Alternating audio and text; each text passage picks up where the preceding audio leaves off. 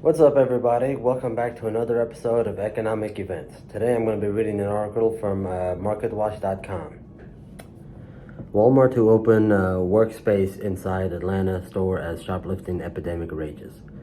Walmart has announced plans to open a police workspace inside of one of its Atlanta stores as part of efforts to combat a surge in shoplifting incidents. The move comes as retailers across the U.S. grapple with a rise in thefts and security concerns. The workspace will provide a dedicated area for police officers to monitor the store's security cameras, review footage, collaborate with store staff to address thefts and other security issues promptly. This initiative reflects retailers' increasing concerns about theft and the need for a proactive approach to enhance security and deter shoplifting in their stores. Walmart's decision to create an in-store police workspace in response to the shoplifting epidemic underscores the challenges faced by retailers dealing with rising theft incidents.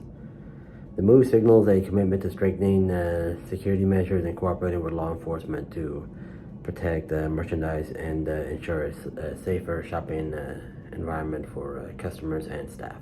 What else we got here? A Walmart in Atlanta that was shuttered after it was set on fire by suspected arsonist is installing the workspace. So this is kind of the reason they're doing this is mainly because of the fact that they were burned down by arsonists. So it makes sense just because they probably think it makes more sense to keep their store in that location and just hire police officers and get them, some extra work. So that'll be a extra, no pun intended, security for the store. So I don't know if these are official police officers or if these are retired veterans. That's going to be pretty cool because Walmart already is the biggest retailer in the United States as far as employees go. I think they employ like 2 million people or something or close to it. So it's a good opportunity for them to just get more employees in there. So that's just going to bring unemployment down. So that's anytime that happens is a good thing.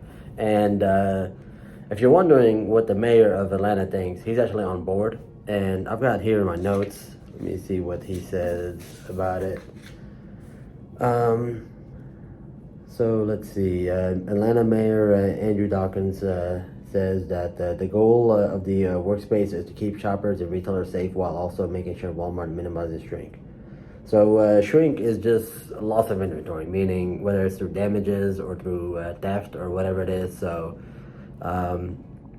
it says here in the article that in total, I don't know if this is Walmart alone or if this is all combined retailers in 2022, but they lost $94.5 billion last year in shrink. So that's a huge number right there. So I'm guessing that they were looking through their books and saying, well, we can just pay 10, 15 security officers, let's just say $50,000 to $100,000 a year in salary, and our shrink will be a whole lot less, and having less and less thieves in there. So sounds like a good opportunity because, as you know, whenever people steal from the store, the company just writes it off. For example, like Walmart here, they just write it off as losses. So it just makes their taxes come down a little bit more. So there's obviously they find benefits in doing it. Otherwise, they wouldn't be. So there's some benefits to the fact that they will have these people here as police officers in there along with the Atlanta Police Department. So I don't know if these are they're officially Atlanta Police Department or if this is Walmart's private security. But either way, I think it's a really good thing because anytime you go into a retail store and you see that there's armed security there, there's a bit of a safety there. So it makes you feel a little bit better by being inside there. You know that nobody's gonna do anything crazy because there's an element of safety there with those people, with the trained officers there, so that'll be really good. And let's see, it says that, so this Walmart was in Vine City, a low-income neighborhood on Atlanta's west side, which I'm not too familiar with Vine City or Atlanta's west side, but it says that they will reopen in May, which I'm assuming is May of 2024. So that's about 8-9 months away, give or take. So it's quite a while. The city or the store was burned down, so they're gonna need a lot of time there. So I look at this as a win for Walmart. I look at it as a win for people who shop at Walmart just because of safety. And for Walmart, it's going to be a win for them because they will be able to minimize their shrink. So typically what happens is, just to give you guys a little backstory, I used to work retail. And basically what happens is when you work retail, if somebody walks out the door with $3,000 worth of merchandise, the company writes it off. And then what it does in turn, it raises its prices by a little bit. So you're not going to necessarily feel the difference right away. Let's just say you buy a box of cereal for, I don't know, let's say $4.95, and then somebody steals $5,000 worth of cereal. Well, the next month that box will be $5.05. So it's a 10-cent difference, but that price is permanent. So that's another form of inflation, that we would have to pay. So I would like to know if you guys tell me down below in the comment section.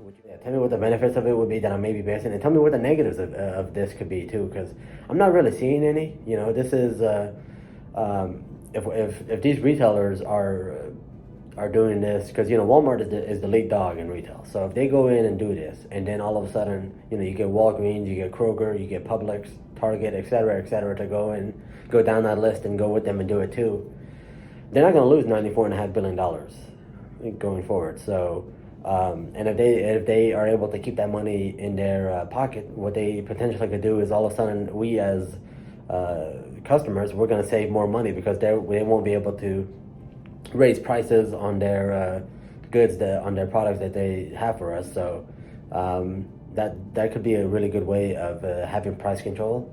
So I'm excited to see what you guys say in the comment section. I'm also interested to see what happens going forward with these other stores and what they do. They may follow through. I think they will, because typically what happens is once one company does something like this and they see there's like a case study, whether it be 6 months, a year, or 2 years, or whatever it is, and they see that it's successful, they go ahead and follow through with it. That's going to be very fun to see. So looking forward to seeing that. I don't really particularly like shopping at Walmart just because the customer service is not very good. I mean, for some reason, anytime you ask somebody to help you with something in Walmart, they're all of a sudden, they just went on break, or they just were clocked out or something, or it's not their department. You can go in the meat department and all of a sudden you're looking for, chicken breast, and you see some guy walk around there. He's got the white, the butcher's coat, the little white coat. He's got some blood on there, and you ask him, hey, I was looking for some chicken breast. I was wondering if you had any more in the back. Oh, sorry, this is not my department. I work in electronics. It's very weird. So I don't particularly like the Walmart experience, but that's just my personal opinion. I'm hoping that you guys in the comment section have better experiences with Walmart, hopefully. But that's still something really cool to see here, what they do going forward. So remember to like the video, subscribe to the channel, and make some comments down below. I do read and reply to all of them, so I'm looking forward to what you guys have to say. Later, guys.